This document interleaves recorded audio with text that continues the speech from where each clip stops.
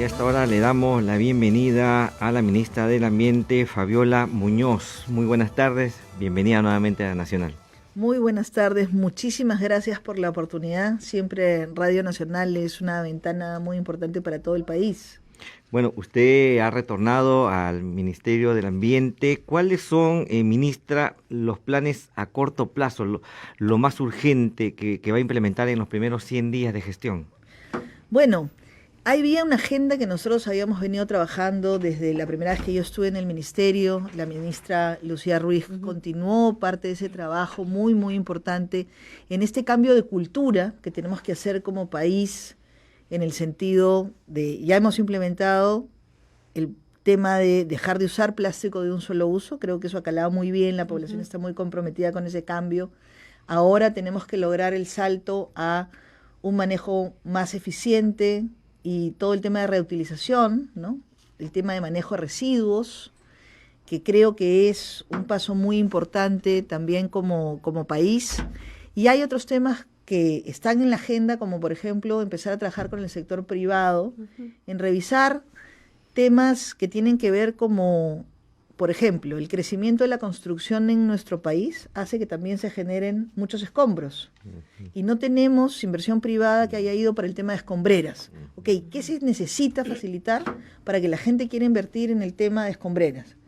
Que vaya acorde al tema del crecimiento de la construcción, pero que el sector privado tenga cómo disponer adecuadamente esos residuos de la construcción. Y que incluso puede ser generación de fuentes de trabajo, ¿no? Exacto. Dedicarse a esta actividad. Exactamente. Y también el tema, por ejemplo, de las condiciones que necesita la inversión privada para poder hacer una inversión sostenible. Ahí necesitamos trabajar con el sector privado y revisar los procedimientos, ver qué cosas hay que simplificar, qué cosas son cuellos de botella y dónde también tenemos que mejorar algunos estándares, ¿no? Cuando estaba en agricultura, trabajando en equipo con el Ministerio del Ambiente, con el Ministerio de la Producción, con el Gobierno Regional de Piura, con los gobiernos locales, empezamos a mirar la problemática, por ejemplo, de la quema de caña, ¿no? Todo el mundo quiere una industria azucarera propositiva, de buena calidad, pero nadie quiere una contaminación ambiental. Claro.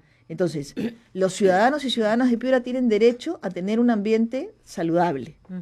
Y necesitamos trabajar en, por ejemplo, cuál es el estándar en el manejo de la caña para evitar la quema de caña, ¿no? Cosas de ese tipo son las que tenemos que poner sobre la mesa.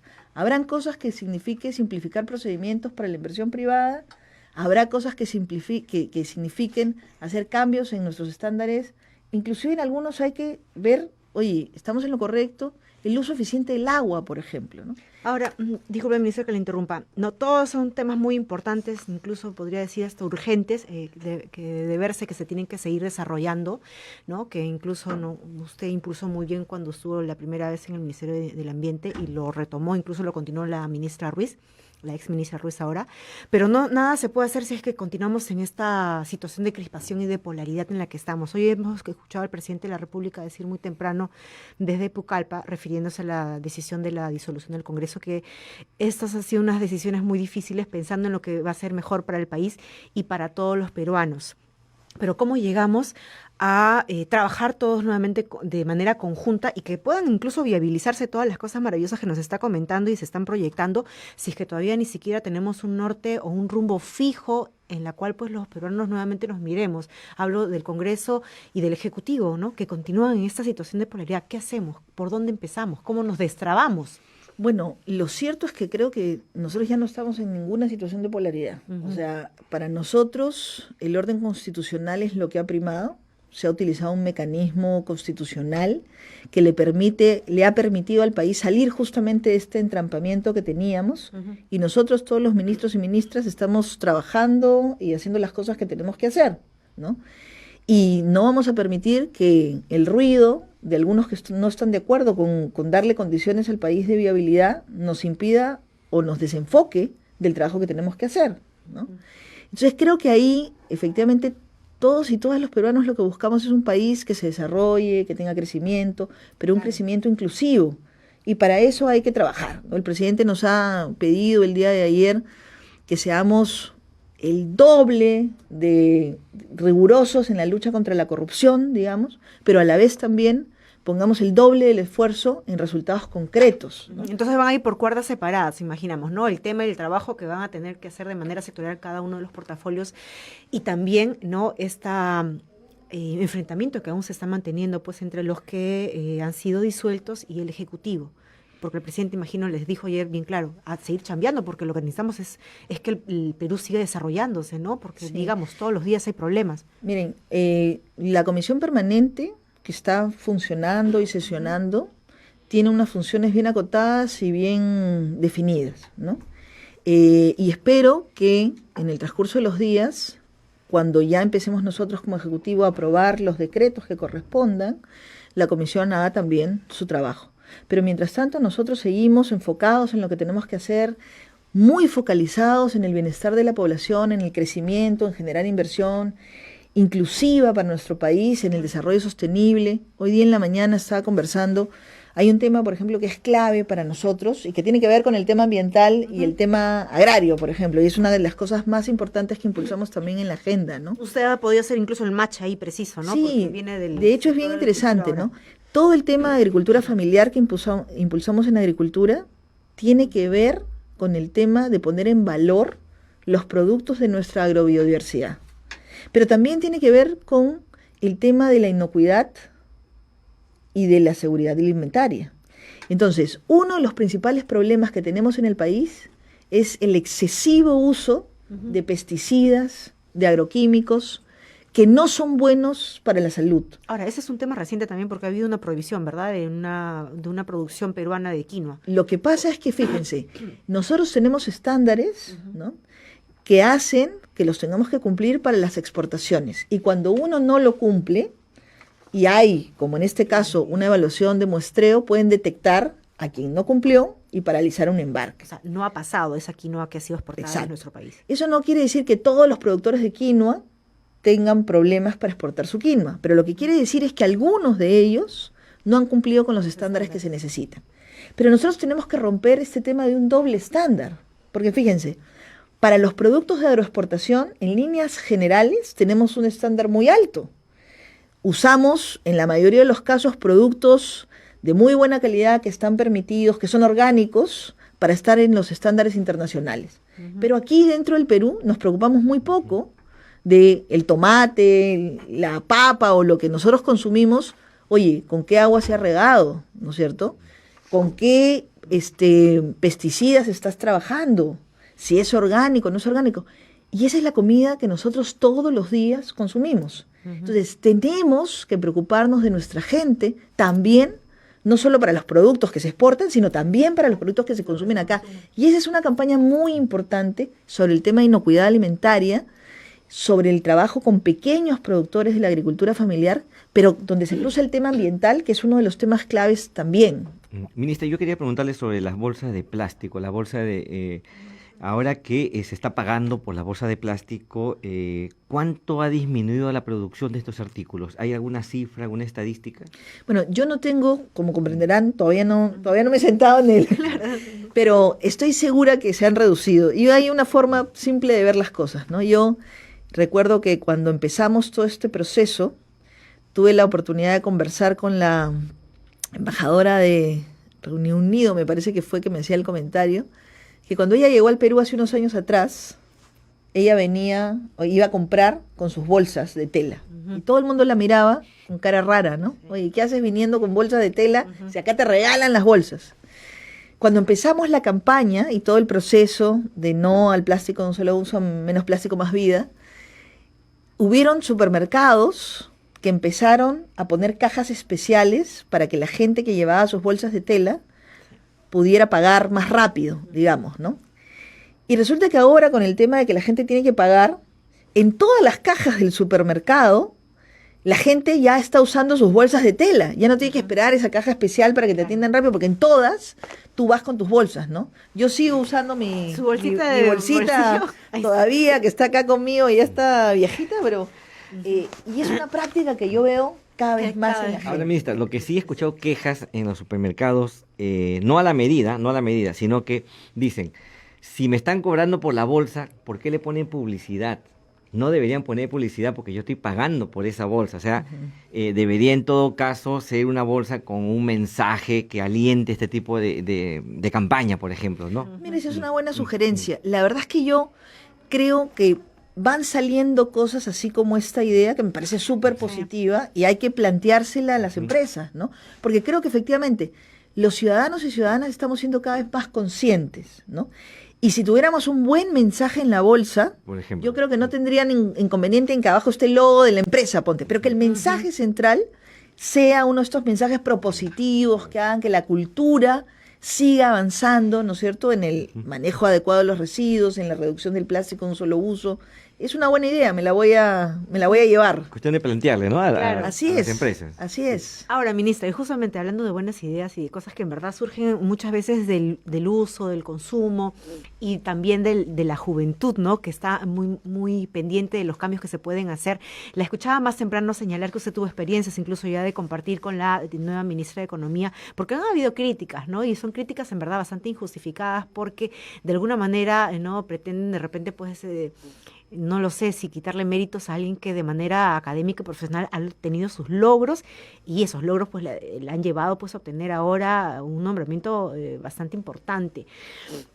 Es un tema de género, es un tema de juventud. ¿Qué es lo que está pasando? Es una sociedad machista todavía en la que estamos viviendo. Es un tema ¿no? de prejuicios y Sí. esos prejuicios nos llevan a veces a tener conductas, juicios de valor que son Sí. absolutamente injustificados, ¿no?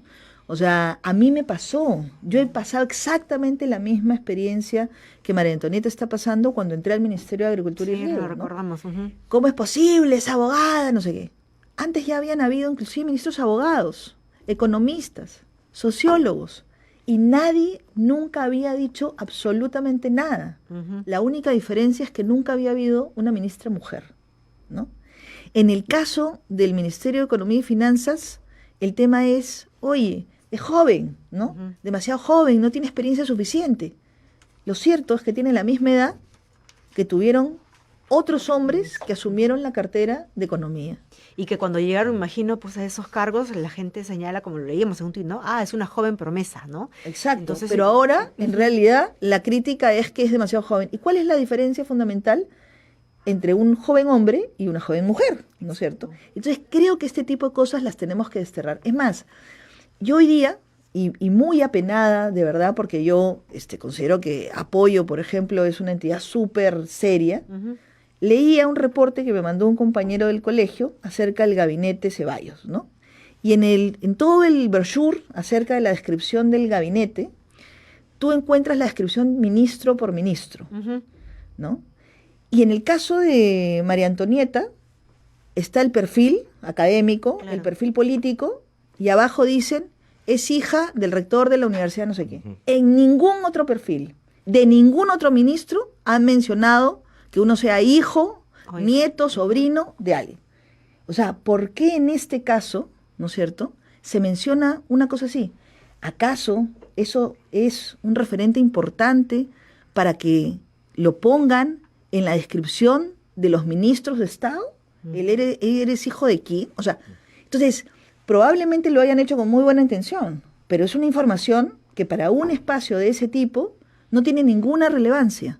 Entonces, creo que ese tipo de cosas no ayudan, ¿no? De verdad que no ayudan. Y, No y nos suman, estigmatizan Claro. de una manera u otra y eso no ayuda, no sirve. Y solamente quisiera en este tema también hacer una referencia a algo que a mí me parece también muy importante, ¿no? Hace unos días atrás conversaba con una amiga mía muy, muy querida, a la que yo respeto profundamente, y ella tenía una lectura del premier Salvador del Solar completamente distinta a la lectura que tengo yo, ¿no? Igual que, por ejemplo, se ha tenido una lectura sobre la actuación de la Policía Nacional completamente distinta a la que tenemos nosotros sobre el conflicto de Tía María y cómo han actuado. Y muchas veces lo que se busca es tener, ¿no es cierto?, un principio de autoridad donde la gente pueda demostrar la firmeza. Oye, ya hemos usado eso en el pasado y lo único que ha generado es más caos y más violencia. Y en el caso de Salvador del Solar, yo creo que ha sido un privilegio tener un primer ministro de su talla. No solamente por sus capacidades de diálogo, ¿no? Y recordemos que a él también le pasó. ¿Cómo es posible que un actor sea el premier? Prejuicios nuevamente. Y yo creo que él ha demostrado con creces que ha sido un extraordinario político, porque ha usado la herramienta del diálogo en todas sus formas. Y el día que hemos estado en el Congreso, que era un momento efectivamente... Son momentos tensos, ministra, muy en el complicado, hemiciclo, ¿no? y él no perdió en absoluto la calma, en absoluto el respeto, en absoluto las buenas formas de conducirse a una situación, ante una situación. ¿Qué esperamos de un político de nuestro país? La decencia en la política, la capacidad del desprendimiento que tuvo el presidente Vizcarra cuando ofreció un adelanto de elecciones, o lo que esperamos son la forma de expresarse insultando a los demás, con autoritarismo. Creo que eso es, y ese es el cambio profundo que queremos hacer nosotros en la política. Ministra, se inicia la procesión del Señor de los Milagros por estos días.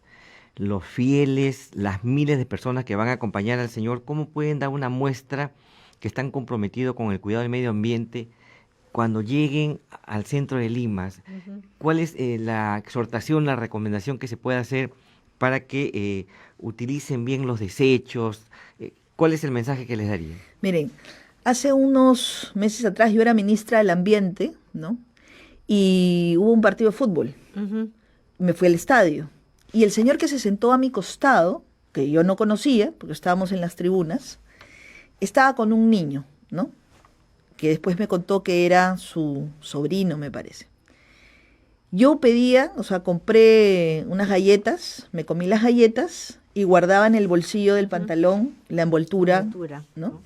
Él pelaba las galletas, o sea, abrió el paquete, se comió las galletas y tiró en el piso. Entonces yo le decía, oiga, recójalo, ¿no? ¿Por qué lo voy a recoger? ¿No? O sea, ¿por qué lo voy a recoger? Claro. Él no sabía que yo era la ministra del Ambiente, y cuando ya yo tanto lo fastidiaba, me dijo, ¿y a usted qué le importa? ¿No? Entonces yo le decía, bueno, a mí me importa porque yo vivo en este país, vivo en este ambiente, a mí me encanta que hagamos las cosas bien. Y por último le dije, porque es mi función, soy la ministra del Ambiente. Entonces él me empezó a contar en ese momento que él era una persona muy comprometida con el mar, le gustaba la pesca, y que tenía el tema de la depredación de los yuyos y no sé qué, y que nadie hacía nada por eso. Entablamos una conversación muy, muy simpática, y después de un rato recogió su envoltura de las galletas y se las guardó en el bolsillo. Y cada cosa que consumía a partir de ese momento se lo metía al bolsillo y lo guardaba, ¿no? Y yo creo que uno tiene que liderar con el ejemplo. A la procesión van un montón de familias. De hecho, mi madre es devota del Señor de los Milagros y va todos los años. Y creo que lo que tenemos que hacer es eso. Podemos consumir algo, pero si no encontramos un tacho, tenemos que guardarlo en nuestro bolsillo hasta que llegue. Es que de lo que se trata es de no ensuciar, ¿no? Exactamente. De no tener que recoger. Exactamente. Y fíjense, si yo voy a la procesión, el que menos come su turrón, ¿no? Todo el mundo compra su turrón. Ok, compro mi turrón, mi porción, me la como y me van a decir, oye, pero eso tiene miel, ¿cómo me lo voy a guardar en el bolsillo? ¿No? Ya, pero normalmente te dan una servilleta de papel. Metes ahí la envoltura de tu turrón, la doblas y ya la miel no te va a ensuciar el pantalón y te lo guardas en el bolsillo hasta que llegues a un lugar donde lo puedas depositar. Neta, falta todavía mucho trabajar en el civismo porque el parque automotor, por ejemplo, ha mejorado. Ahora se ven camionetas 4x4 modernas circulando por las calles, pero yo he observado que de una camioneta moderna bajan la luna y arrojan una botella descartable que han consumido.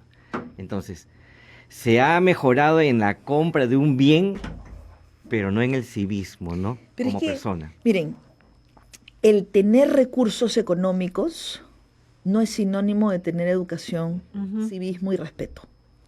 Efectivamente, ¿de dónde salen muchos de los residuos que aparecen en las calles? De los carros. La gente baja el carro y lo tira por la ventana, ¿no? O inclusive de los buses interprovinciales. Muchas veces uno está en la carretera y alguien abre la ventanilla del bus y ¡pum!, tira la botella. O sea, eso es un tema de cultura. Y eso es una cosa, mi padre decía, que hay cosas y valores que se forman desde la cuna, ¿no? Desde la casa. Eso es casa. Eso es casa, ¿no? Y ahí tenemos un tema sumamente importante, la educación formal y no formal. pero la educación en valores finalmente. Y ahí el Ministerio de Educación está haciendo un gran trabajo por tratar de fomentar esta educación en valores que permita que la gente entienda que tenemos que tener una convivencia saludable con el resto, que lo que yo genero como residuos me va a afectar si yo no lo dispongo adecuadamente, y no solamente a mí, sino a todos los demás. Entonces, necesitamos reducir la generación de residuos, pero cuando ya no podemos reducir y tenemos que generarlos de alguna manera, necesitamos ver qué podemos reutilizar, ¿no es cierto?, qué podemos reciclar. Y cuando hayan cosas que ya no podemos, tenemos que disponerlo adecuadamente. Pero ¿cuál es la realidad en el país? La mayoría de residuos que llegan a los rellenos sanitarios o a los botaderos son residuos que se podrían reciclar. O sea, no nos hemos olvidado de estas 3 R's, ¿no? Reducir, reusar y reciclar. Así es. Entonces, ese es un tema de cultura. Y parte de la agenda que tenemos ahora, continuando la labor de Lucía también, que ha tenido en estos meses ese trabajo, es cómo logramos que los ciudadanos nos reconozcamos como actores de cambio.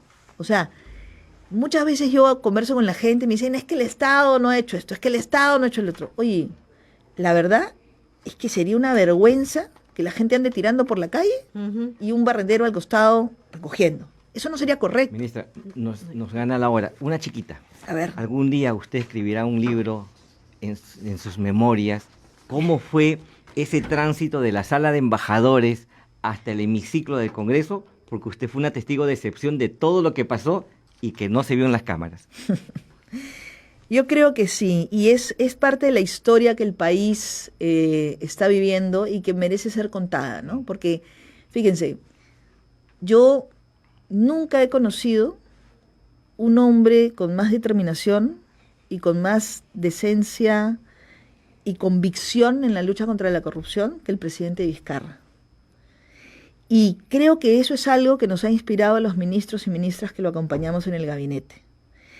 Y para tomar ese paso fundamental de ir de la sala de embajadores a ir al Congreso, para ejercer un derecho que los ministros tenemos de acuerdo a la Constitución, que es participar en los debates. O sea, la prerrogativa de un ministro o ministra constitucionalmente es poder participar en un debate. Y fuimos muy respetuosos. O sea, nosotros no nos movimos de la sala de embajadores hasta que no tuvimos la seguridad que en el Pleno del Congreso se estaba llevando adelante un debate. Y la convicción que el premier Salvador del Solar tuvo para dar este paso, y sobre todo la firmeza con la que todo el gabinete que estuvimos ahí decidimos, sí, esto es lo correcto. No solamente es lo correcto desde el punto de vista ético y moral, sino también es lo correcto desde el punto de vista legal. Fíjense, yo, y quizás es una anécdota personal, pero para mí es muy significativa, ¿no? La primera vez que yo marché en mi vida fue en el año en el que el Tribunal Constitucional estuvo expuesto. Cuando se dio el golpe de Estado y se quería tomar el Tribunal Constitucional. Yo era estudiante de la Universidad Católica. Fue la primera vez que los estudiantes de la facultad de la Universidad Católica salimos a marchar juntos con los estudiantes de San Marcos. De Católica avanzamos hasta la esquina de San Marcos, ahí nos esperaba el otro grupo, y fuimos a marchar juntos porque había una cosa que era tan importante como el Tribunal Constitucional que estaba en juego. El máximo organismo que puede interpretar el derecho en el país. Y para los estudiantes de Derecho, además, era un tema simbólico muy importante. Ahora me ha tocado en la vida, fíjense, tantos años después, tomar una acción decisiva nuevamente para proteger al máximo organismo de interpretación de las leyes en nuestro país. Algún día escribiré unas memorias. Muy bien, ministra, claro que sí. Ministra, nos ha ganado el tiempo. Muchísimas gracias por habernos acompañado. Va a haber seguramente otras oportunidades para que nos siga, ¿no?, dando detalle de los trabajos que se están haciendo pues en su portafolio nuevamente en ambiente. Muchas gracias.